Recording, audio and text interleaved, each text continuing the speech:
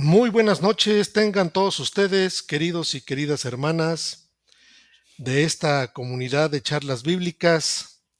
Los saludamos, queridos hermanos, a todos aquellos que se conectan en línea desde todos los diferentes países que habitualmente tienen la forma de poderse conectar con nosotros. Les saludamos desde la ciudad de Querétaro, Querétaro, en el centro de la República Mexicana. Un servidor, Armando González Basaldúa, que aquí está con ustedes, y nuestro querido hermano. José Antonio Septién, a sus órdenes, hermanos. Muy bien, queridos hermanos, saludamos a todos ustedes. Una disculpa por el retraso, pero a veces se nos atraviesa por ahí cuestiones de tipo tecnológica, pero que tenemos que resolver inmediatamente, queridos hermanos. Estamos aquí con ustedes nuevamente para compartir una semana más. Agradecemos a todos aquellos que hacen posible esta conexión, esta comunicación. Agradecemos todos sus aspectos técnicos que tienen que ver con la comunicación de este programa. Al igual saludamos a todos aquellos hermanos que retransmiten el programa. Les damos las muy buenas noches a todos ustedes. Querido hermano Septién, ¿cómo estás? Hermano, pues en gracia y justificado y corriendo. Ay, pues sí, yo más, hermano. Yo más, pero bueno, ya estamos aquí para pues el programa número 35, hermano, del Mira nada año más. de este 10 de septiembre del 2025. Ya estamos, pues ahora sí que en la parte, en la recta, en la recta de la tercera parte del año, mi querido hermano. Y pues estamos, pues tú bien sabes, querido hermano, que estamos con la carta de Pedro. eh, y pues En el capítulo 4 de la primera carta de Pedro. capítulo 4, querido hermano. Entonces, no sé si quieras darle lectura, mi querido hermano, por Con, favorcito, con mucho gusto, mientras hermano. termino yo de instalarme y todo lo que se necesita. Perfecto.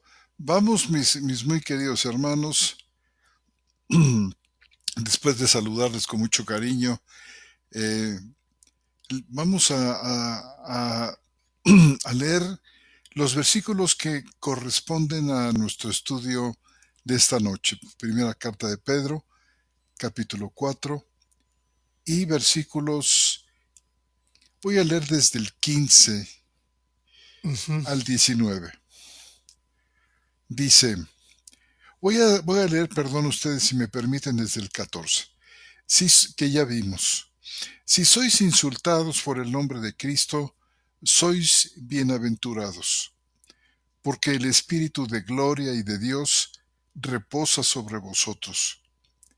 Que de ninguna manera alguien padezca como homicida, o ladrón, o malhechor, o por entrometido. Pero si padece como cristiano, no se avergüence. Al contrario, glorifique a Dios en este caso. Porque es tiempo de que el juicio de Dios comience por la casa de Dios, y si primero por nosotros, ¿cuál será el fin de los que no obedecen al Evangelio de Dios? Y si el justo con dificultad se salva, ¿en dónde aparecerá el impío y el pecador? Por tanto, también los que padecen según la voluntad de Dios haciendo el bien, encomienden sus almas al fiel Creador. Esta es la lectura de este día, mi querido hermano. Pues muy bien, este, pues nos quedamos pendientes, querido hermano, hacia el final de la carta con el versículo 17, 18 y 19. Dice lo siguiente, dice, porque es tiempo de que el juicio comience por la casa de Dios. Y si primero por nosotros, ¿cuál será el fin de los que no obedecen el Evangelio de Dios? Y después viene una cita del Antiguo Testamento, en el capítulo 10, en el versículo 18, dice, si el justo con dificultad se salva, ¿en dónde aparecerá el impío y el pecador? Por tanto, también los que padecen según la voluntad de Dios, haciendo el bien, encomienden sus almas al fiel Creador. Este es donde nos quedamos, básicamente, mi querido hermano. Pero, pues bueno, viene el versículo 17, y bueno, también se quedó por ahí en el tintero una pregunta que nos habían hecho con respecto a la participación que tenemos en el versículo 13. Dice, más bien regocijaos por cuanto sois partícipes de los padecimientos de Cristo, para que también en la revelación de su gloria os regocijéis con gozo inefable. No sé si tengas algo que comentar con respecto al versículo 13, mi querido hermano.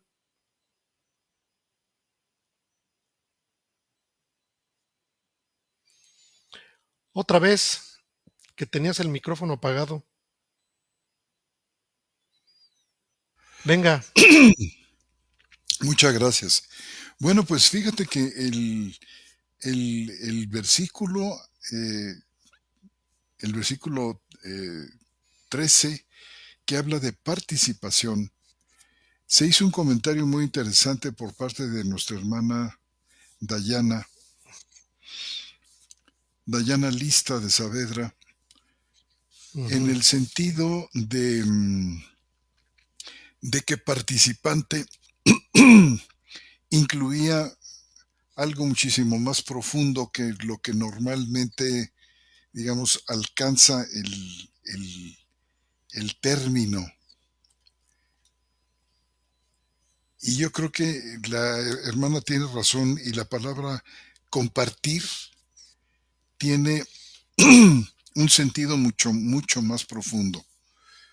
Por supuesto, eh, el creyente aquí en este versículo comparte la vergüenza de Cristo como parte de su unión con Él.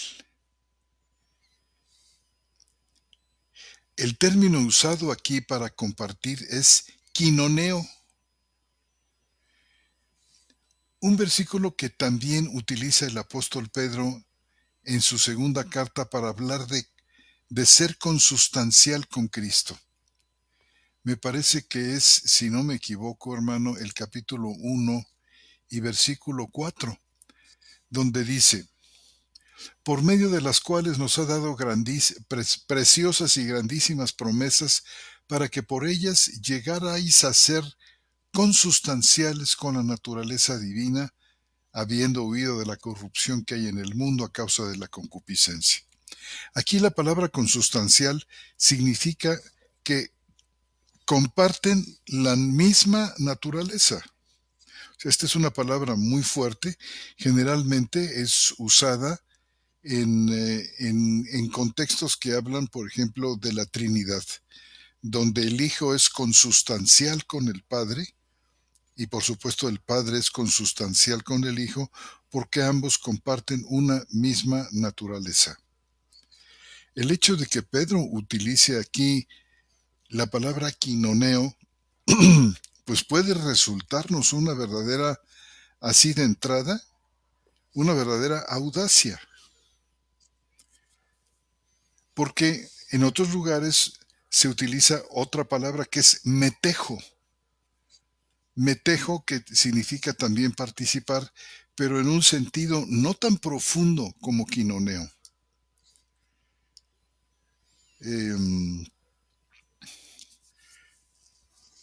Aquí la traducción en segunda de Pedro de participantes de la naturaleza divina, fíjate que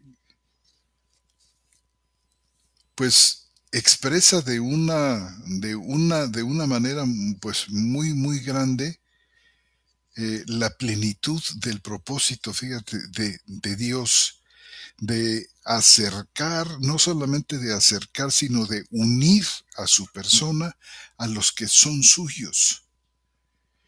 Y es en el Nuevo Testamento donde se expresa, donde se expone, donde se desarrolla la enseñanza sobre la unión con Cristo, que es una unión de naturalezas. Al decir Pedro, en este caso, en segunda de Pedro, que los creyentes somos consustanciales, no quiere decir que nosotros participamos de todos aquellos atributos que hacen de la divinidad lo que es, lo que en teología se llama los atributos incomunicables, que solamente Dios y nadie más posee. Algunos de estos atributos incomunicables, y dice incomunicable porque no se comunican, no pasan a otro. Hay otros atributos de Dios que son comunicables, que pasan a otros. Pero estos a los que me refiero, los incomunicables, serían, por ejemplo, la eternidad. Dios solamente es eterno y ninguna criatura más, todas son creadas, tienen un comienzo. Pero Dios no tiene comienzo, es eterno. Él siempre ha sido quien es. Cuando se presenta a Moisés, ¿te acuerdas que Moisés le pregunta: ¿quién eres tú que me envía? ¿Cuál es tu nombre? Y el Señor le dice: yo soy el que soy. Di al pueblo que el que soy, te ha enviado. Otro de los atributos incomunicables es la omnisciencia, es decir, que Dios lo sabe absolutamente todo. O la omnipresencia, es decir, que Dios ocupa absolutamente todo en todo. Está presente en cada, podemos decir, en cada milímetro, en cada, eh, en, eh, en todo su universo Él lo llena. Estos son atributos que solamente la divinidad posee, la Santa Trinidad. Y son atributos que pertenecen al Padre, al Hijo y al Espíritu Santo, exclusivamente al Dios Trino y Uno. Entonces, al hablar de ser consustancial, como lo hace Pedro aquí, a una participación verdaderamente profunda, esto nos lleva a pasajes muy, muy, muy profundos y muy interesantes, como los que encontramos, por ejemplo, en Juan, hermano, en el Evangelio de Juan, en el capítulo 17. Fíjate tú qué cosa tan maravillosa el Señor expresa aquí. Dice 17:23 del Evangelio de Juan. Podemos leer desde el 22, versículo 22. Dice: y yo les he dado la gloria que me has dado. Fíjate, les he dado la gloria que me has dado. Esto es algo así como un breve preámbulo a lo que va a decir. Dice: la gloria que me has dado. ¿Cuál es esta gloria que, que Cristo nos da, que es la misma gloria que el Padre le ha dado a Él?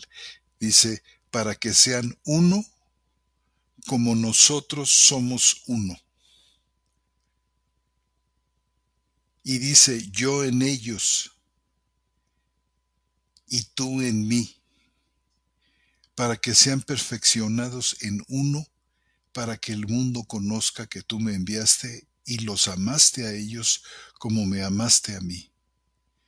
Fíjate tú qué cosa tan profunda. Una de los grandes temas de la doctrina trinitaria que se discutieron pues en el siglo tercero y en el siglo cuarto y en el siglo quinto era la unión en naturaleza, la unión en ser consustanciales, en participar de la misma sustancia y naturaleza. eh, en las antiguas reuniones, en los antiguos concilios, aquellos en que esta enseñanza estaba en riesgo, ellos hablaron de que el Hijo estaba en el Padre estaba en el Hijo, el Espíritu Santo estaba y está, por supuesto, en el Padre y en el Hijo, y el Hijo está en el Padre y el Espíritu Santo, y el Espíritu Santo está en el Padre y en el Hijo. Es decir, hay una perfecta unidad, y esta se logra a través de que tienen la misma sustancia. Aquí, el hablar de ser consustanciales con el Padre y con Cristo, que es de lo que está hablando aquí Juan capítulo 17, 23, yo en ellos y tú en mí, necesita de algo fundamental. Necesitan ser los que son consustanciales, tener la misma naturaleza. En este caso, la nueva criatura de la que hemos estado hablando ya de mucho tiempo, este nuevo espíritu que Dios pone en nosotros, es justo el enlace. Este nuevo espíritu no pertenece a esta creación, sino es una creación de Dios que pone en los verdaderos creyentes algo a lo que a lo que se refiere el apóstol Pablo en la primera carta a los Corintios en el capítulo 15 y versículos 45 al 48, donde, por ejemplo, contrasta a Adán, que es hecho de tierra, y dice que su descendencia, la descendencia de Adán, de este primer Adán, todos ellos son como él es, son como su padre. Pero que Cristo tiene también una descendencia espiritual, y que todos los que descienden de él son como él es. Y Pablo lo plantea así: como el terrenal, refiriéndose al primer Adán, así son los terrenales. Y luego dice, y como el celestial, refiriéndose a Cristo, así son también los celestiales. Fíjate, aquí hablamos de que Cristo participa de su naturaleza a través de este nuevo nacimiento en el que recibimos este espíritu nuevo, que también se llama en las Escrituras nueva criatura o nuevo hombre u hombre interior, o el hombre oculto del corazón, al que el mismo apóstol Pedro se refiere en su carta, en su primera carta. Y entonces, con esta nueva creación, con esta nueva criatura, hermanos, se forma el vínculo de comunicación, el vínculo de ser consustancial con Cristo, y asimismo con el Padre. Y fíjate, dice, tú en mí, dice yo, dice el versículo 23, yo en ellos. Este en significa, tiene un sentido locativo. No son uno simplemente en que comparten las mismas ideas, en que tienen los mismos propósitos, en que caminan hacia un mismo lado. No, no es en este sentido que se habla de estar en Cristo, sino de ser consustancial con Él, tener su naturaleza en nosotros y nosotros en ellos. Fíjate, yo en ellos, le dice Cristo a su Padre, yo en ellos, tú en mí, para que sean perfeccionados en uno, para que el mundo conozca que tú me enviaste. Y luego dice el versículo 24, Padre, los que me has dado, quiero que donde yo estoy también ellos estén conmigo, para que contemplen la gloria, tu gloria que me has dado, porque me amaste antes de la fundación del mundo. Pero antes de esto, hay algo aquí fundamental, fíjate, dice, donde habla de que ellos en nosotros.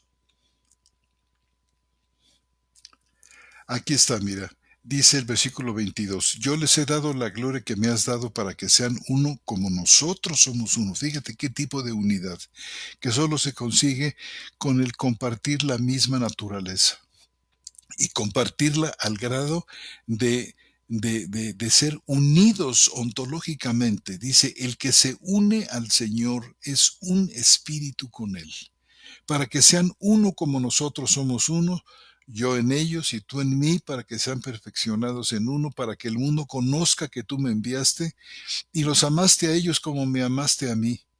Padre, los que me has dado, quiero que donde yo estoy, también ellos estén conmigo, para que contemplen mi gloria que me has dado, porque me amaste antes de la fundación del mundo.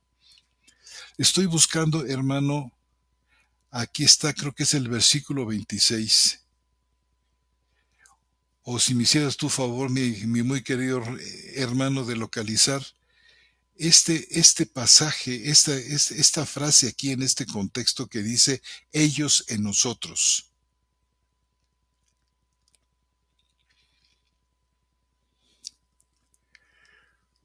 O sea, no solamente nosotros, Cristo está en nosotros, sino nosotros estamos en el Padre y en el Hijo.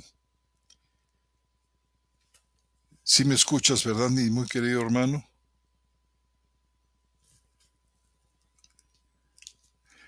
Permítanme ustedes, mis muy amados hermanos, concédanme ustedes un segundo nada más para localizar esto que es tan fundamental. Sí, te estoy escuchando, hermano. Te estoy escuchando. Entonces dime qué parte es la que estoy buscando, hermano. Dice,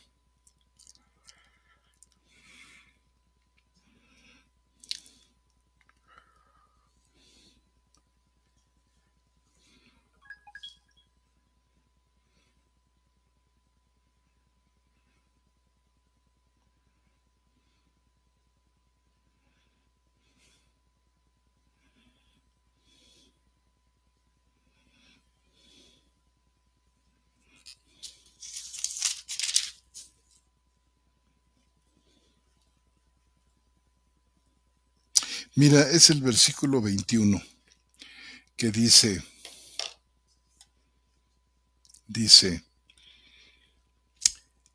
para que todos sean uno como tú, Padre, en mí y yo también, que ellos también estén en nosotros, para que el mundo crea que tú me enviaste. Nosotros, fíjate, el Padre y el Hijo en nosotros y por supuesto el Espíritu Santo que nos ha sido dado como el don escatológico del nuevo pacto. O sea, la Trinidad viviendo en nosotros, nosotros viviendo en la Trinidad. Esto es lo que la palabra quinoní expresa. Y algo que no expresa la palabra metejo, que es el otro verbo, donde ahí se expresa en el verbo metejo más bien una idea de yuxtaposición, es decir, de poner algo junto a otra cosa, poner algo junto a otra cosa o inmediata a ella. Y en ese sentido de yuxtaposición, de poner cosas juntas, es a lo que se refiere la palabra metejo, que también tiene su lugar en las escrituras, aunque de ninguna manera es la palabra que nosotros tenemos aquí en Pedro y que está maravillosamente expresada por el apóstol Pedro. Entonces yo creo, hermano, que es sorprendente. ¿Te acuerdas que nos llamó mucho la atención en el programa pasado que la palabra que se usa aquí en Primera de Pedro 4:13 sea la misma palabra que se usa en ser consustancial? Dice el 4:13 de Primera de Pedro, más bien regocijaos por cuanto sois participantes de los padecimientos de Cristo. O sea, también hay una participación intensamente profunda de los sufrimientos de Cristo. ¿En qué grado y de qué manera, hermano? Sencillamente no lo sé. A lo mejor tú tienes una palabra, hermano, con respecto a qué grado de profundidad se da la participación en los sufrimientos de Cristo, pero de que es muy profunda lo es. Más allá de metejo, lo es. Ujú. Fíjate que yo pensé sobre este asunto en el sentido de que no podemos desligar el perdón de los pecados con los padecimientos del Señor. Es decir, el perdón que el Señor nos otorga va directa y estrictamente relacionado con los padecimientos del Señor. Entonces yo creo que esto es algo que no se puede separar, hermano. claro. Es decir, si el Señor padeció para el perdón de los pecados y para nuestra salvación individual y particular, entonces cada uno de nosotros también participamos de esto que es consecuente a partir del Señor. No quiere decir que nosotros estemos colgados en un madero, ni que nosotros tengamos una situación, pues, que tenga que ver estrictamente con lo que el Señor sufrió. Porque mira, la palabra que viene ahí, que viene derivada de koinonía, ¿sí? Tiene que ver con la cuestión de comunión. Cuando vimos, por ejemplo, en Juan, la primera de Juan, en los primeros versículos del capítulo de primera de Juan, donde es algo que hemos platicado mucho nosotros, donde dice lo que era desde un principio, lo que hemos visto, y dice el versículo 3 del capítulo 1 de la primera de Juan, dice, lo que hemos visto y oído los anunciamos, para que también vosotros tengáis comunión con nosotros. Y nuestra comunión verdaderamente es con el Padre y con su Hijo Jesucristo. Fíjate, hermano, aquí la palabra comunión, que es de la cual estamos haciendo referencia, la palabra comunión es exactamente las palabras que estamos haciendo referencia. Quinonían, aparece ahí, quinonían, con la primera aparición, y en la segunda aparición es quinonía. Es decir, en ambas partes son la raíz de la palabra que Pedro presenta en el 4:13. En el 4:13, la expresión que Pedro utiliza para referirse a lo que estamos hablando, a la participación, la palabra en el versículo 13 es quinonite. Es exactamente la misma palabra que tenemos. Entonces, yo creo que la participación es una participación de la cual nosotros nos gozamos, en el sentido de que los padecimientos del Señor vienen directamente sobre las consecuencias que nosotros recibimos de la gracia. Yo encontré algunos otros versículos, hermano. Quizás podamos citarlo, por ejemplo, en Primera de Corintios 9:22. Primera de Corintios 9:22 utiliza exactamente la misma raíz. La misma raíz de la palabra. En este caso, dice Pablo en Primera de Corintios, me hice débil a los débiles para ganar a los débiles. A todos me hice de todo para, de alguna manera, salvar a algunos. Y todo hago por causa del Evangelio, para ser partícipe de él. Para ser, perdón, copartícipe de él. La palabra copartícipe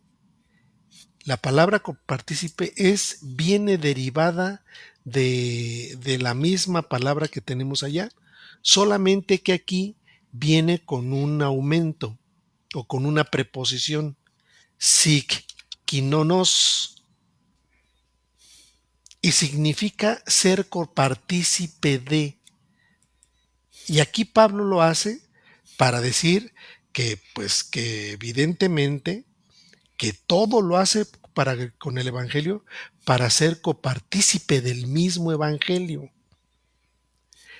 Palabra similar tenemos, hermano, en Filipenses. En Filipenses 3:10.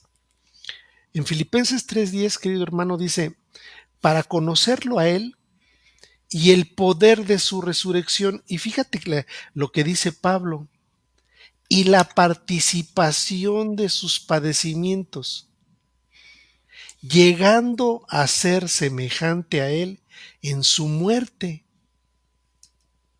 sin alguna manera llegara a la resurrección de entre los muertos. Es decir, hay una participación, y en este caso una expresa, idéntica a la que hace el apóstol San Pedro. Es decir, la hacemos justo, o sea, justamente tiene que ver esta misma situación que el apóstol refiere. Tú ya bien citaste la segunda de Pedro, capítulo 1, versículo 4, donde habla de la consubstanciación, y la palabra que se utiliza aquí es quinoní. Pero también tenemos una expresión muy similar, hermano, en Hebreos 3. Pareciera ser entonces que en Hebreos 3, versículo 1, dice lo siguiente: por lo cual, hermanos santos, y fíjate, participantes de un llamamiento celestial, considerad a Jesús como el apóstol y sumo sacerdote de nuestra confesión. Es decir, la participación no solamente es en términos de los sufrimientos y la participación en términos de la muerte. Yo creo que no podemos desligar por ningún motivo la relación que existe entre los padecimientos del Señor Jesús, y ahí te va, hermano, y sus beneficios, por decirlo de manera muy general. De manera muy general, hermano, estos beneficios tienen que ver todo por lo cual el Señor nos dio a través de su muerte y resurrección y de sus padecimientos una serie de beneficios. Y no solamente beneficios, sino una salvación eterna, hermano, que va apuntado. Creo yo que esto no lo podemos separar por ninguna manera, y de alguna forma, pues participamos de ello. Dice, porque en el texto otro dice, porque somos partícipes del llamamiento celestial. Entonces, ciertamente tienes mucha razón en apuntar lo que Juan establece en el capítulo 17, pero hay una armonía, hermano, entre lo que Pablo y Pedro dicen con respecto a esta participación. Creo yo que por ahí es una arista de esta Claro, participación, y claro. tiene que ver con un elemento que no podemos desligar. No podemos desligar los sufrimientos del Señor Jesús con los beneficios recibidos a través de Él, que fueron esos sufrimientos, que fueron esa muerte, lo que realmente otorga una bendición enorme para nosotros, que es el perdón de los pecados, hermano. O sea, eso es incalculable. Yo lo veo de esa manera. Fíjate que es muy interesante que Hebreos 3:1, que tú citabas, por lo cual, hermanos santos, participantes del llamamiento celestial. Fíjate que el verbo que se Ujú. usa ahí es metejo, Es la participación. es la participación ahí. Pero si tú vas, por ejemplo, a esta misma carta a los Hebreos en el capítulo 2, el capítulo anterior y versículo 14, te encuentras con esto. Dice, así que por cuanto los hijos fueron consustanciales con carne y sangre, de igual manera él también participó de lo mismo. Aquí está, este tener la misma, ser consustanciales se refiere a se refiere al género humano, fíjate. Los hijos fueron consustanciales con sangre y carne, y lo pone como modelo. De igual manera, él participó de Sí, lo mismo. Y fíjate que aquí se claro. utiliza en el versículo 14, quinoní. Ujú. O sea, cuando habla, yo creo que en términos de naturaleza, en términos muy profundos, se utiliza quinoní como Pedro lo utiliza perfectamente aquí en el capítulo 4 y versículo 13, como participantes de los sufrimientos de Cristo. ¿Y sabes por qué creo, hermano, que está usando esto? Porque la participación que tenemos los creyentes con los sufrimientos de Cristo es se la describe, por ejemplo, el apóstol Pedro con aquellos verbos que incluyen la preposición sin, que quiere decir con. junto ¿Te, con, te acuerdas en Romanos, por ejemplo, sí, En Colosenses capítulo 2 y versículo 11 ujú, al 13? Fíjate cómo dice. Colosenses 2 del 11 al 13. Dice, en él también fuisteis circuncidados. Fíjate que el uso del en él también fuisteis circuncidados, en unión con él también fuisteis circuncidados con una circuncisión no hecha a mano, al despojaros del cuerpo de la carne mediante la circuncisión de Cristo. Luego dice, habiendo sido sepultados, aquí está la participación en los sufrimientos, fíjate, habiendo sido sepultados juntamente con él juntamente con él. en el bautismo, en el cual también fuisteis resucitados con él por medio del poder de la fe en el poder de Dios que lo resucitó de los muertos. Fíjate que la carta a los romanos en el capítulo 6 no solamente incluye bueno, sí, ¿verdad? Incluye la sepultura, la muerte, la sepultura, como aquí también en Colosenses, y la resurrección. O sea, somos participantes de los sufrimientos y de la gloria de la resurrección, porque resucitamos juntamente con, así como fuimos muertos juntamente con y sepultados juntamente con, o sea, tenemos una inmensa profundidad. No solamente Cristo murió por nosotros y nosotros morimos con Él, lo cual no significa que nosotros estuvimos crucificados en la cruz, ni estuvimos metidos en la misma tumba de Él, pero está hablando el Señor metafóricamente aquí, en un sentido Desde y luego. muy real en otra, Ujú. ¿verdad? De que la relación que tenemos nosotros con los sufrimientos de Cristo no es solamente en un sentido de juxtaposición, sino en un sentido de profunda coparticipación, hermano. ¿Qué piensas? Pues sí, o sea, evidentemente creo que es un concepto bastante fuerte, como decía nuestra hermana, no fuerte, sino que habría que tener un abanico muy amplio con respecto a los términos y que pues a lo mejor merecería un estudio un poco más profundo, hermano, con respecto a esto para puntualizar de manera más atinada el asunto que tiene que ver con la consubstanciación, porque esto puede llevar a pensar en algunos casos, ya ves por ahí un señor que se apellida Luna, hablaba de que nosotros somos dioses, ¿no? Chiquitos, o sea, Sí, entonces, claro. Sí, claro. Hace un momento te acuerdas, y lo hemos señalado varias veces a lo largo de los estudios, sí, que el ser consustanciales no significa que nos hacemos dioses. Absolutamente no, exacto. porque en este ser, en este recibir de Cristo, esa naturaleza que es como la suya, de hecho, que es el celestial, porque Él es el celestial y sus descendientes, los que están con Él, son celestiales, son epuráneos. Ujú, Fíjate, Él es epuráneo y nosotros somos en el plural epuranii, con el plural masculino.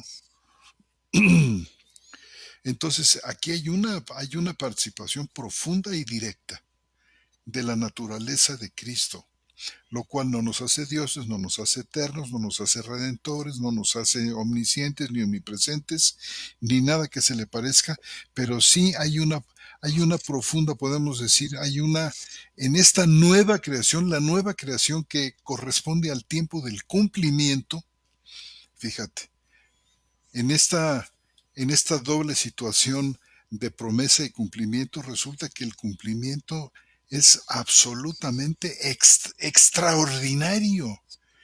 O sea, ¿en qué viene ujú. terminando todas las promesas, por ejemplo, dadas a Abraham? Y las promesas dadas a lo largo de todos los profetas y de los escritos del Antiguo Testamento, ¿en qué vienen a convertirse en nosotros? En algo, hermano, que ni El siquiera se soñó cumplimiento. ni se pensó. O sea, el cumplimiento viene a ser la sustancia de las cosas, no la sombra y la figura, sino el cumplimiento de tal manera, hermano, que sobrepasa por completo toda expectación humana. O sea, realmente la iglesia en qué se viene a convertir en un ser eterno, ya no sujeto a la muerte, con la misma naturaleza de Dios con quien vivirá por la eternidad. Esto es maravilloso, hermano. Claro, gran misterio, ¿no crees? Uy, por supuesto que sí, ya lo creo. Y no sé, hermano, si tú quisieras, fíjate que yo quisiera comentar algo de cuando dice ahí que con dificultad se salva. Sí. El 4:18 de Primera de Pedro, no sé si tú me permitirías simplemente ofrecer a nuestros hermanos unas cuantas reflexiones, hermanos, sobre el capítulo 4 y versículo 18, que dice, si el justo con dificultad se salva, ¿en dónde aparecerá el impío y el pecador? Y tiene mucho que ver con algo que yo creo que desde siempre, ¿verdad?, nos ha llamado la atención, este asunto de la dificultad, ¿verdad? Pedro Ujú. toca un punto ahí donde parece haber una tensión entre la plena seguridad de la salvación que tenemos los creyentes en Cristo y la afirmación aquí de Pedro de que el justo se salva con dificultad. Aquí esta palabra con dificultad es un adverbio griego, molis, que también significa a duras penas, que también podría significar apenas. Pareciera que es una posibilidad humana, ¿no, hermano? Pareciera, sí, parece como que tú tienes Echarle como dicen ganas y por que a acá, duras penas lo logras. echarle ganas o echarle la recia para que alcances a salvarte. Fíjate, este es un Ujú, versículo que viene, es un versículo del libro de los Proverbios, que está en el capítulo 11, versículo 31. Fíjate la Septuaginta cómo lo ujú. traduce. Dice, Igual, estoy, hermano, estoy citando a Natalia, igual, ¿eh? Si el justo se salva con igualito. esfuerzo, el Ujú. impío y el que comete falta, ¿dónde aparecerá? Y bueno, fíjate, Pero fíjate, Huneman, hermano, Huneman, ¿cómo lo traduce? Y si el justo apenas se salva, pues sí, el impío y pecador, ¿dónde parecerá? Ese es Huneman. claro. Ahora, ve tú el contexto. El contexto donde este versículo se cita es un contexto que tiene que ver con juicio y que tiene que ver con purificación. Dice, el juicio comienza por la casa de Dios, dice el versículo 17.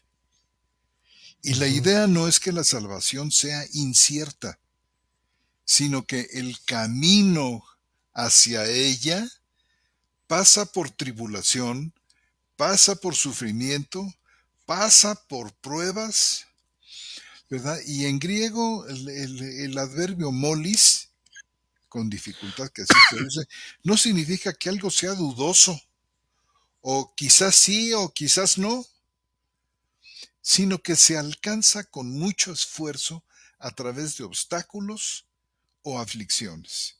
Y mira, por ejemplo, fíjate cómo lo usa Hechos capítulo 14 y 18. Dice, apenas, molis, apenas lograron impedir que la multitud les ofreciera sacrificios. Fíjate cómo se usa ahí. O sea, es un adverbio que describe, digamos, la naturaleza ardua del proceso.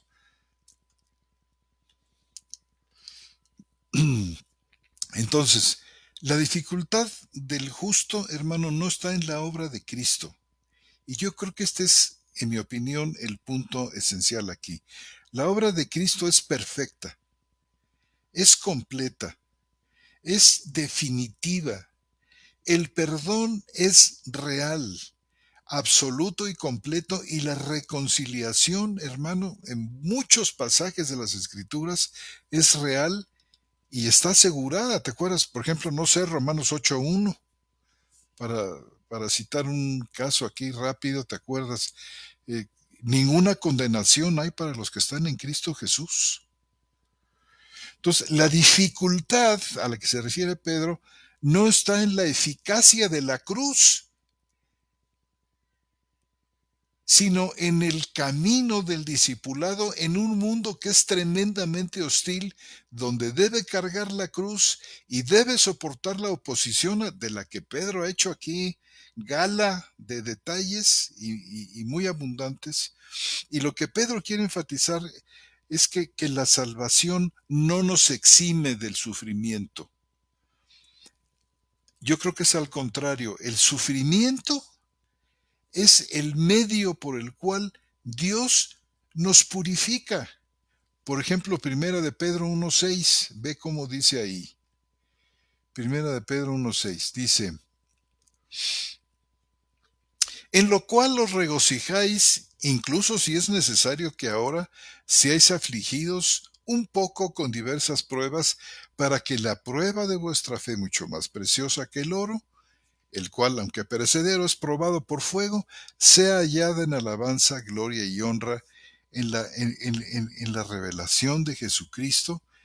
Dice el versículo 7, para que la prueba de... Aquí está, sí. Es el versículo 7 que ya leí. Bueno, también aquí mismo en el capítulo 4, donde estábamos nosotros, hemos estado estudiando recientemente, dice: a Dios nadie lo vio jamás. Ay, Dios mío, no estoy en Juan. Es Pedro capítulo 4, versículo 12, que dice: amados, no os sorprendáis por el fuego que os ha sobrevenido para probaros, como si algo extraño les aconteciera. O sea, yo veo, hermano, que hay, digamos, dos dimensiones de esta dificultad. Por un lado tenemos pruebas externas, la persecución, la marginación, el vituperio, la vergüenza de Cristo, de la cual ya reflexionamos. Y dice: el justo apenas llega porque debe atravesar un mar de hostilidad, externos, problemas externos, pero hay también una lucha interna. Es decir, el creyente todavía está peleando con su hombre viejo, con su carne, con tentaciones, con la necesidad de perseverar hasta el fin. Y aquí la dificultad apunta, creo yo, al camino de la santificación y no a la falta de eficacia en la justificación. Y ya ves cómo la carta a los Hebreos en el capítulo 10:14 dice que Él nos ha llevado a la perfección definitiva, ha llevado a la perfección definitiva a aquellos a los que ahora Él está santificando. O sea, de ninguna manera estamos solos, y Pedro ya también lo había dicho en el capítulo 1, donde dice que Él nos protege. El versículo 5, 1:5 dice: los que por el poder de Dios estáis siendo protegidos mediante la fe, que es don de Dios, para la salvación que está preparada para ser manifestada en el tiempo postrer. Es decir, y fíjate que aquí el apóstol Pedro y el apóstol Pablo coinciden. Por ejemplo, Pablo dice que es necesario que a través de muchas tribulaciones entremos en el reino de Dios. Y es lo que está diciendo aquí Pedro. Si el justo apenas se salva, o con dificultad se salva, o a duras penas se salva, pues es esta oposición externa e interna de la que se viene hablando en Pablo y en Pedro. Y la seguridad de la salvación está anclada en Cristo. La dificultad, digamos, está en el viaje, no en el destino. Y no es porque algún incidente durante el viaje nos impida llegar al destino. Absolutamente no es esto lo que está diciendo Pedro, porque Cristo está con nosotros a lo largo del camino. Justamente porque el justo pasa con dificultad, bueno, pues el destino del impío es doblemente terrible. Si el camino de los que Dios ama es arduo, ¿qué será el fin de los que lo rechazan? Y yo creo, hermano, que el resultado final pues está más que garantizado por el Señor. Y yo podría así como una especie de resumen decir que con dificultad no significa incertidumbre de la salvación, sino realismo sobre la dureza del camino cristiano en un mundo caído. La salvación es perfecta y es segura en Cristo. La dificultad estriba en que esta salvación se trabaja en nosotros. Dios la trabaja en nosotros mediante pruebas, mediante disciplina, mediante sufrimientos. Entonces el punto de Pedro es, ¿cómo te diré? Es como el anciano que él mismo se presenta en el capítulo 5. Yo anciano, Pedro tiene un corazón de pastor extraordinario y de animación. Dice, no te sorprendas de las pruebas, porque incluso el justo pasa por ellas.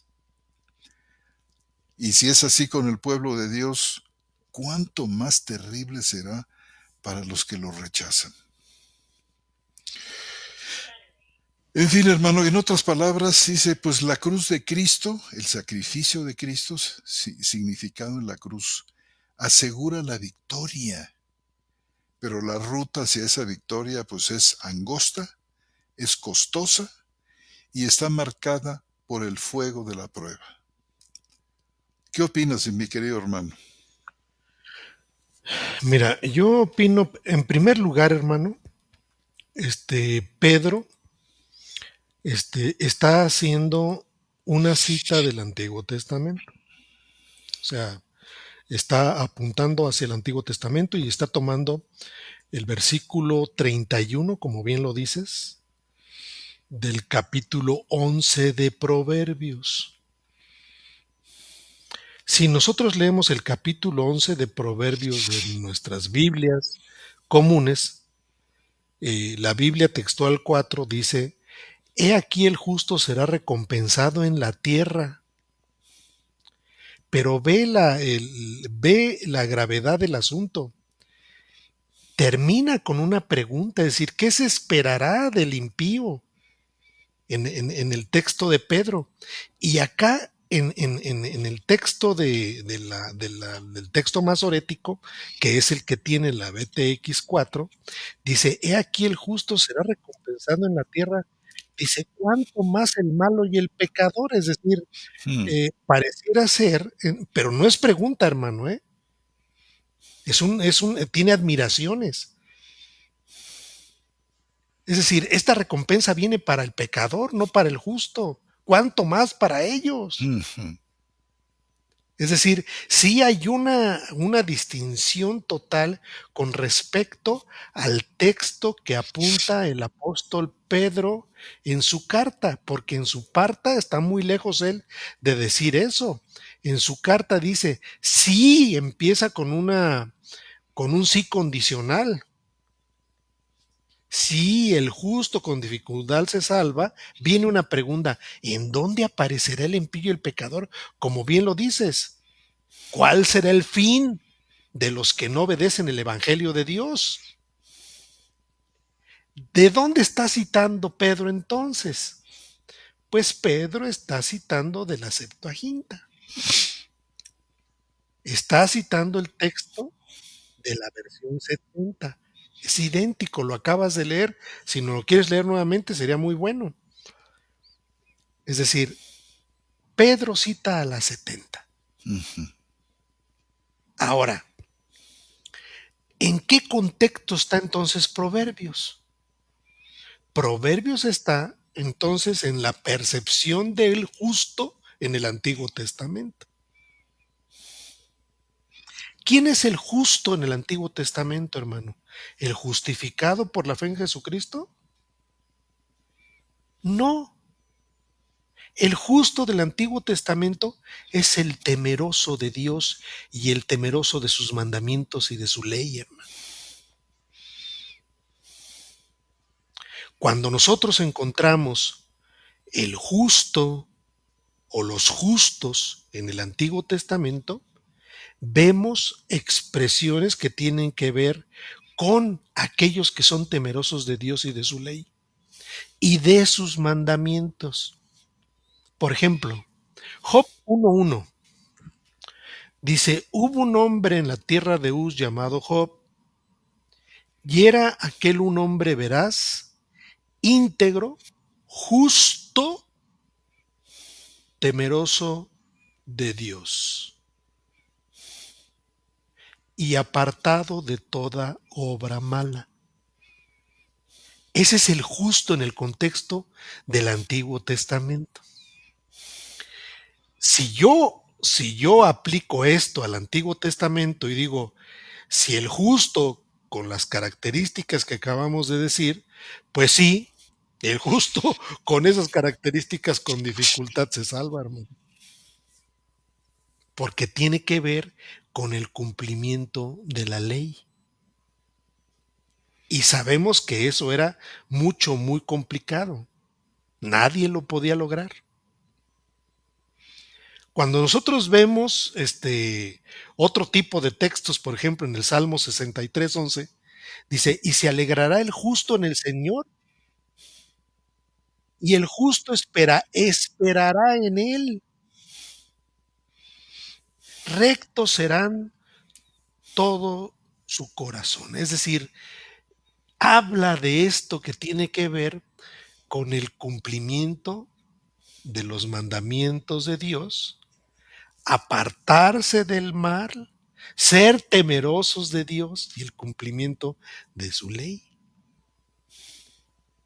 Y vemos muchos personajes en ese sentido. Por ejemplo, Juan el Bautista. Dice: porque Juan decía a Herodes, no te es lícito tener la mujer de tu hermano. Y Herodías lo aborrecía y quería matarle, pero no podía.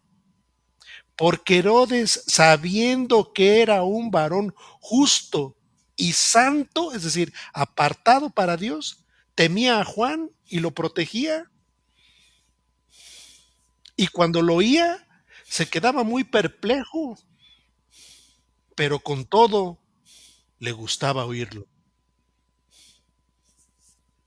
Cuando vemos, por ejemplo, la narración de Lucas con respecto a José, el padre del Señor Jesús, vamos a decirlo, el esposo de María, dice: he aquí había en Jerusalén un hombre cuyo, perdón, no, mira, este es muy curioso, hermano, porque este es el del viejito Simeón, ¿te acuerdas? ¿Cómo no? El que estaba en el Dice, templo.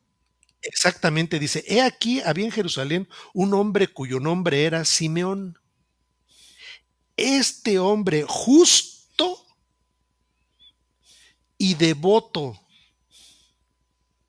esperaba la consolación de Israel, y el Espíritu Santo estaba sobre de él.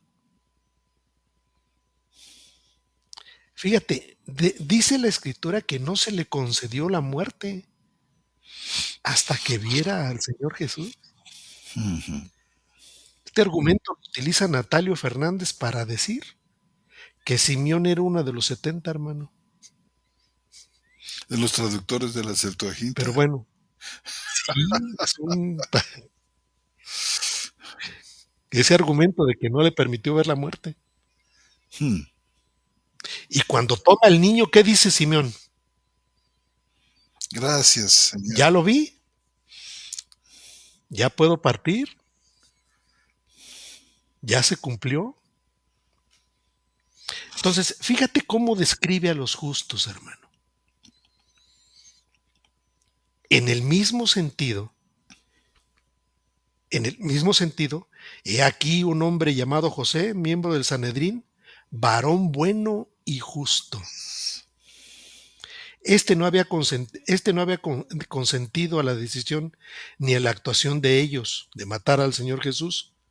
Era José de Arimatea, ciudad de los judíos, que esperaba el reino de Dios y lo describe como un varón bueno y justo. Igual describe a José como ujú. justo.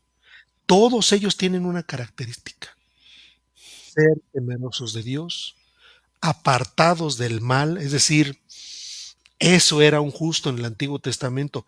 En el contexto de Proverbios, evidentemente tiene todo sentido la expresión, hermano. Es muy difícil que un justo que quiera cumplir la ley se salve en el contexto del Antiguo Testamento. Pero ve cómo lo recupera Pedro.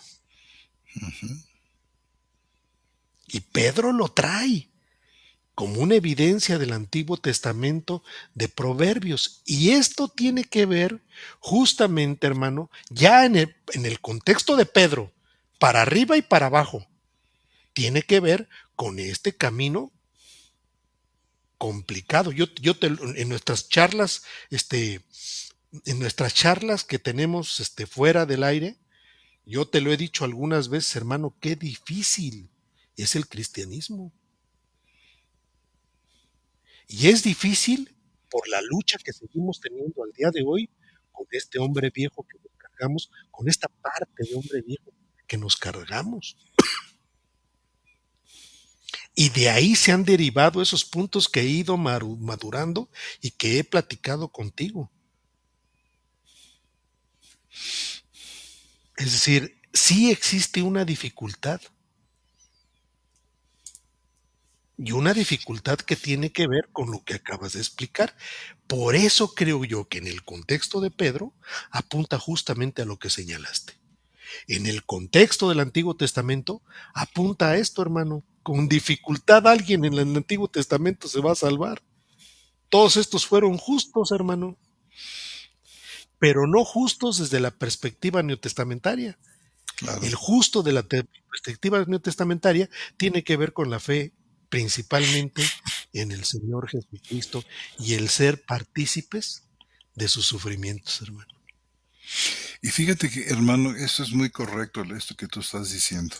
Yo he llegado a pensar que estos justos a los que se refiere el Antiguo Testamento son el remanente y no otros. ¿Te acuerdas Sí, puede ese, ser. ese remanente escogido por gracia? Sí, sí, sí, sí. ¿Verdad? Que eran temerosos de Dios, justos y Ujú. buenos, ¿verdad? En muchos sentidos, también peleando contra el viejo hombre terriblemente y contra un pueblo endurecido como fue el pueblo de Israel todo el tiempo de su existencia. O sea, lucha por dentro, Claro. lucha por fuera. Muchos de los profetas acaban siendo muertos, apedreados por el mismo pueblo, los reyes y el pueblo. Ah, pues el Porque, Señor Jesús se lo señala y, en los evangelios. ¿No mataron ustedes a los profetas? Les dice. y, Ustedes mataron a y mis no se profetas. refiere solamente a las autoridades judías, sino al pueblo también. Claro. Pero bueno, mi querido hermano, Hermano, pues hemos recompensado el tiempo que nos tardamos en hacer este viaje de más casi media hora, hermano, para poder hacer la conexión y poder tener el programa y no dejar truncos a nuestros queridos hermanos. Una disculpa, queridos hermanos, pero hemos tenido unos problemas tecnológicos de aquellos, pero bueno, creo que lo resolvimos y estamos bien. gracias a Dios. Y pues bueno, damos por terminada la charla bíblica de este 10 de septiembre del 2025. Y bueno, pasaremos entonces, mi querido hermano, a saludar y a ver qué nos dicen nuestros queridos hermanos a través del chat que tenemos. Y si quieres, yo uno y tú uno, yo uno y tú uno, ¿te Perfecto, parece? perfecto. Bien, nuestro hermano Alexander Porras Cascante nos saluda desde Costa Rica. Un saludo, querido hermano. Adelante, mi hermano. Nos saluda también Paco Jiménez Brusón desde Perú, desde Lima, Perú, y mandamos un fuerte abrazo también tan apretado como el que él nos manda. Bien, nuestra querida hermana María Beatriz Scampini, nos avienta tres seguidos. Los voy a leer los tres. Dice, buenas noches, Sí, amados maestros, transmitiendo desde Pinamar, Argentina. Nos da el versículo 21, que es el que estabas buscando, de de Juan ellos en 17. nosotros. Gracias, hermano. Y bien, y dice que también en Hebreos 12, 2:14 está la palabra consustanciales. Ujú. Esa se refiere a la cuestión que tiene que ver con la carne. Es decir, Exacto. por ejemplo, mi hijo Armando, es consustancial conmigo en carne y sangre. Pero si Claro. gustas, lo leemos, mi querido hermano. De hecho, lo leímos ya, pero lo volvemos a leer con mucho Sí, gusto. ¿verdad? Sí, sí, sí, sí, Sí, sí. Efectivamente es ese. Es el que tiene que ver. Tú lo citaste, ¿verdad, hermano? sí, hermano. Sí, que dice así que por Sí. cuanto los hijos fueron consustanciales con sangre y carne, de igual manera él también participó de lo mismo. Ujú. Ujú. Ese tiene que ver con, pues con un asunto horizontal, ¿no, hermano? Bien, adelante, mi Claro. querido hermano. Nuestra hermana Dayana Lista de Saavedra nos saluda y nos dice: sabemos que el Espíritu Santo reside permanentemente dentro de nosotros, pues somos su templo. Ahora bien, en primera de Pedro 4:14 el apóstol le explica que somos bienaventurados al ser vituperados por Cristo, porque el Espíritu de gloria y de Dios reposa sobre nosotros. Con esto, Pedro no parece referirse a la morada permanente del Espíritu, sino a una manifestación especial de su gloria que desciende sobre el creyente en el momento del sufrimiento, convirtiendo un acto de vergüenza en un santuario de la presencia divina. Hermana, muy de acuerdo con esto, hermana. Absolutamente. Dice, se me viene a la memoria el martirio de Esteban. Es como si Lucas nos hubiera contado la historia y Pedro años después nos diera el principio teológico que la explica. El relato de Hechos muestra que cuando Esteban enfrentó el odio asesino por su fe, el Espíritu de gloria reposó visiblemente sobre él. Esta manifestación divina le permitió ver la gloria de Dios y a Jesús en el cielo, elevándolo a un estado de bienaventurado. Como resultado, en lugar de morir con miedo u odio, enfrentó la muerte con una confianza sobrenatural y perdonó a sus asesinos. Su experiencia pareciera personificar la promesa de que a la deshonra del mundo por causa de Cristo le corresponde una manifestación de la gloria de Dios. Les agradecería muchísimo que me corrijan si estoy equivocada. Hermano, yo creo que lejos de estar equivocada está perfectamente en lo cierto. Fíjate cómo Pedro invierte lo que es la vergüenza, la deshonra, los falsos valores del mundo, lo que el mundo estima como grande, lo que el mundo estima como importante, y que a fin de cuentas, hermano, pues resulta, eh, pues podemos decir lo opuesto, es decir, Pedro invierte, Pedro invierte los, los valores, es decir, la, la verdad, digamos, no se mide por la fuerza, la verdad no se mide por el éxito, sino se defiende, se mide, hermano, por la debilidad de la cruz. Es decir, estamos hablando aquí, hermano, en Pedro y en el Evangelio, con un nuevo orden de ideas que no se corresponde con las ideas del mundo. La sabiduría, por ejemplo, no se reconocería por la elocuencia o la filosofía, sino en la locura de predicar a Cristo crucificado. El honor no se gana siendo aplaudido por la sociedad, sino participando del vituperio de Cristo. ¿Te acuerdas el que menciona Hebreos que salgamos fuera del campamento llevando su vituperio? Entonces podemos decir que el Evangelio podemos decir, establece una epistemología diferente, alternativa, es decir, un conocimiento al que no se accede, digamos, por los criterios dominantes de la cultura, el éxito, la gloria, la razón autosuficiente y otras, sino por un criterio distinto. Es decir, la fe en el crucificado, la fe en Cristo. Y mira, tenemos muchos ejemplos de esto. Por ejemplo, Moisés, que dice que consideró el oprobio de Cristo como mayor riqueza que los tesoros de Egipto. Fíjate Ujú. cómo cambian las cosas, cómo lo que es oprobio o maldición o motivo de escarnio o de afrenta se vuelve motivo de riqueza y de profundidad en el conocimiento de él.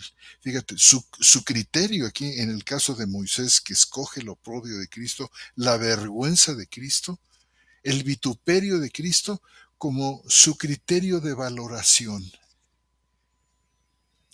Y Pablo, por ejemplo, ¿te acuerdas que decía, todo lo que yo antes consideraba que era ganancia para mí, lo estimo como pérdida con tal de ganar a Cristo? O sea, totalmente opuesto a las expectativas del mundo. Pedro, en esta carta, está llamando a los creyentes a que se alegren en las afrentas por Cristo, porque como dice nuestra hermana Dayana, porque allí reposa el Espíritu de gloria.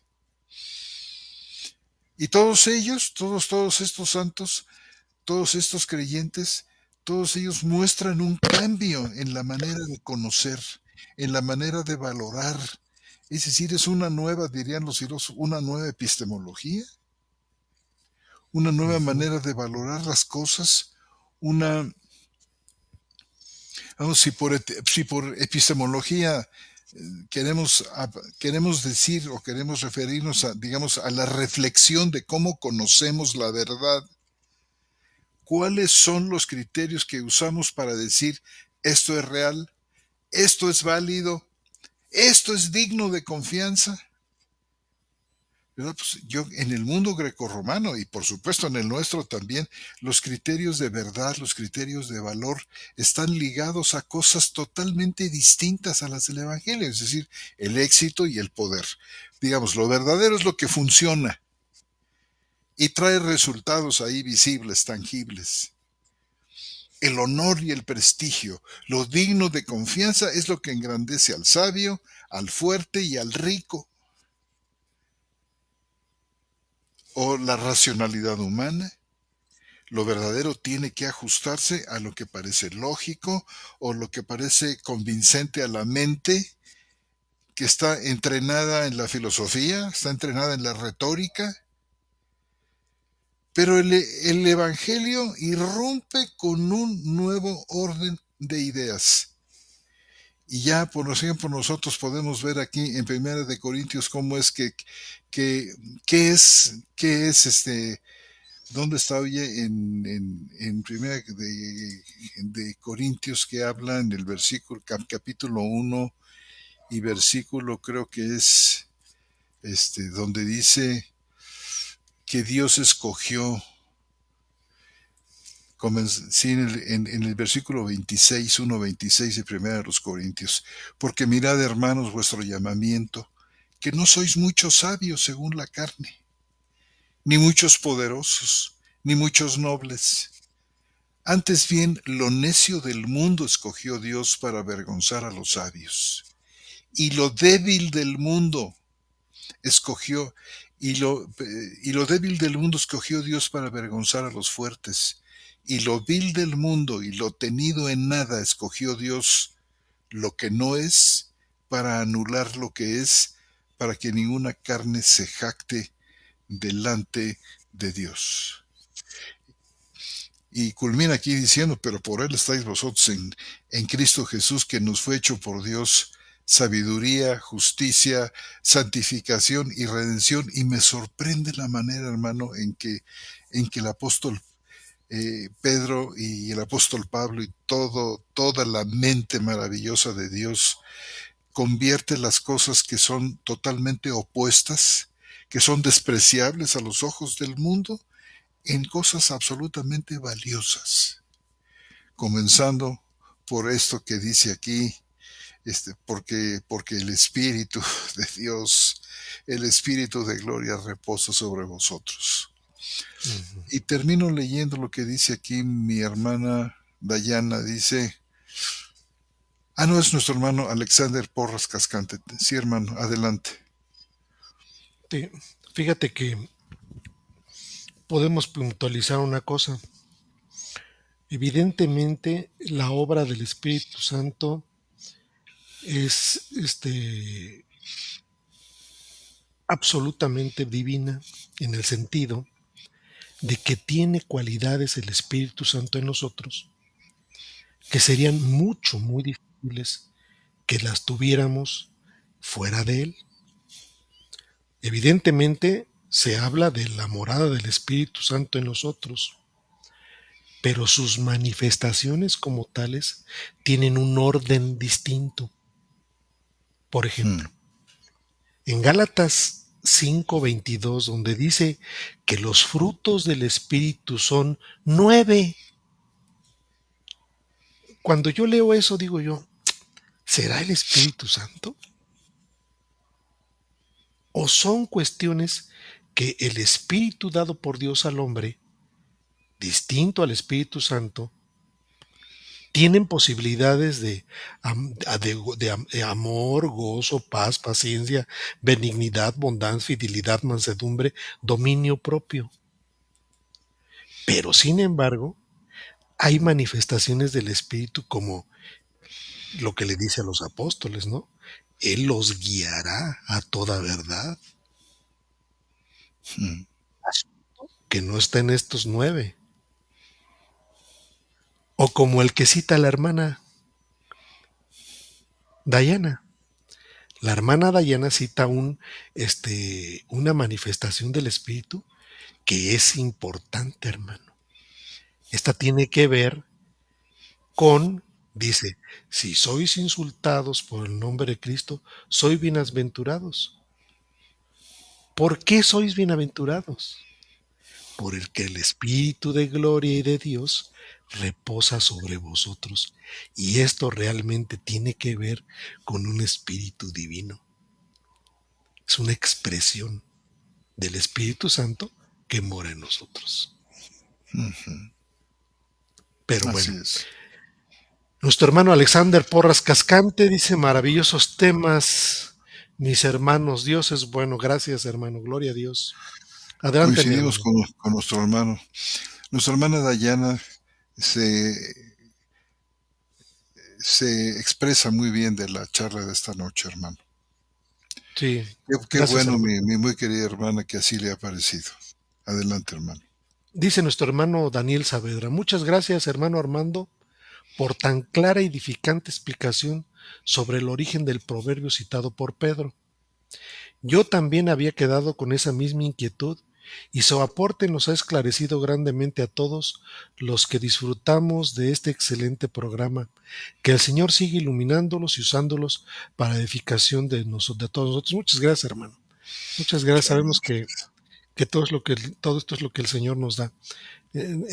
Nos lo hacemos con un gran gusto, hermanos. Créanme lo que es para nosotros como dicen los italianos, un piacere. Adelante, mi amén. querido hermano. Nuestra hermana Marlene Rodríguez nos escribe y dice, es una palabra de esperanza y de consuelo para que si vivimos padecimientos, sabemos que en la fe de Cristo hay un propósito divino, nos hace semejantes en su muerte y en la esperanza de la resurrección. Un saludo fraterno, hermanos. Tu hermana Marlene, muy Amén, hermana. querida. Amén. Gracias, hermana. Y nuestra hermana María Beatriz Escampini dice gracias por esta enseñanza tan enriquecedora. Gracias a todos ustedes, queridos hermanos. Amén. Para nosotros es un gusto y un placer estar al frente de todos ustedes con estas charlas que se han hecho para nosotros muy importantes, ¿verdad, querido hermano? Por supuesto, sí. Y su participación también le agradecemos muchísimo. Gracias porque enriquece de una gran manera todo lo que aquí ocurre y decimos. Y gracias por su paciencia, hermanos, porque pues a veces tenemos problemas tecnológicos y se nos complica un poquito. De donde yo transmito no había red, no había internet, hermanos. Entonces tuve que trasladarme desde allá con un tráfico espantoso y todo eso, hermano, porque es la salida de la Mm, gente a trabajar. Pero bueno, llegamos y pudimos hacer la conexión. Estoy desde su gracias. casa que transmitiendo el día de hoy. Soy un poco de eco porque pues estoy en la cocina, hermanos, transmitiendo desde mi cocina. Pero un abrazo a todos ustedes, queridos hermanos. Y bueno, saludamos, querido hermano, a todos aquellos que nos escriben un emoji. Esto es aquellos que nos mandan un me gusta o un me encanta el programa. Y es a nuestro querido hermano Roberto Magaldi de La Plata, Miguel Ángel Loaiza Labraña, Marlene Rodríguez, nuestra querida hermana Beatriz Garacino, siempre presente, Fabián Lizana, Alexander Porras Cascante y María Beatriz Scampini. A todos ellos les mandamos un muy cordial saludo y un abrazo fraternal. Pues bueno, hermano, nos despedimos de esta charla bíblica del 10 de septiembre del 2025. Hermana Marlene Rodríguez, gracias hermanos por este tiempo. A ustedes, queridos hermanos, logramos la transmisión. No nos perdimos el programa y platicamos todo lo que habíamos preparado para poder charlar con Mm, ustedes. Un abrazo a todos ustedes, queridos hermanos. Bueno, nos despedimos. Nuestro querido hermano buenas noches, hermanos. José Antonio Septién. José Antonio Septién y su servidor Armando González, les mandamos un fuertísimo saludo y que tengan muy buenas noches, queridos hermanos. Dios los guarde. Amén.